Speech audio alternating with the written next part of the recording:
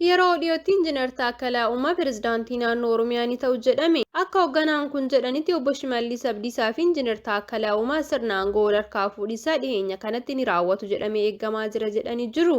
Naannoo Oromiyaa ji'a Onkololeessaa bara 2011 irraa eegalee waggoota 6 oliif bulchaa kan turan obbo Shimallis Abdiisaati. Itoophiyaa keessatti bal'ina lafaa fi baay'ina uummataatiin sadarkaa tokkoffaa kan qabatee jiru naannoon Oromiyaa kan bulchaa turan yoo ta'u obbo Shimallis Abdiisaa aangoo dabarsanii kennuun barnootaaf gara biyya alaatti imalus jedhamee jira. Kutaa 8 irraa kaasee magaalaa Gincurraa gara magaalaa Amboo deemuun kan baratanii fi barnoota isaanii sadarkaa olaanaa Yuunivarsiitii Finfinnee muummee falaasamaatiin kan baratan yoo ta'u obbo Shimallis Abdiisaa achuma Yuunivarsiitii Finfinnee waggaa tokkoof barsiisummaan tajaajilanii jiru.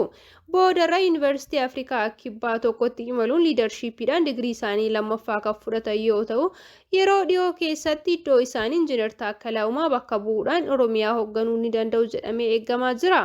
Akkuma beekamu Injiinar Taakkalaa Uumaa jalqaba Aadde Adaanech Abeebee osoo bakka hin buufamiin dura kantiibaa magaalaa Finfinnee kan turan yoo ta'u erga aangoo gadhiisanii booda barnootaaf biyya alaa deemanii kan turan yoo ta'u yeroo ammaa kana hojii gaggeessaa olaanaa daandii baaburaa Itiyoo Jibuutii ta'anii tajaajilaa jiru. Turtii waggaa tokko hin geenye keessatti hojiilee riifoormii hojjetaniin daandiin Itiyoo Jibuutii biyyaaf bu'aa gaarii galmeessisee gabaafamaa turuun isaas kan yaadatamudha. Yeroo kantiibaa bulchiinsa magaalaa Finfinnee turanitti Injiinar Taakkalaa Uumaa hojiilee hawaasaa tuulamaa qe'ee isaanii irraa buqqanii qubachiisuu hojjetaa turanii fudhatamummaa kan argatan yoo ta'u hawaasa gara kibbaa irratti immoo jibba cimaa gonfachuun isaa yeroo biyya alaa deemanitti hattuudhaan jedha duubaan deemaa doorsisuun isaanii kan yaadatamudha.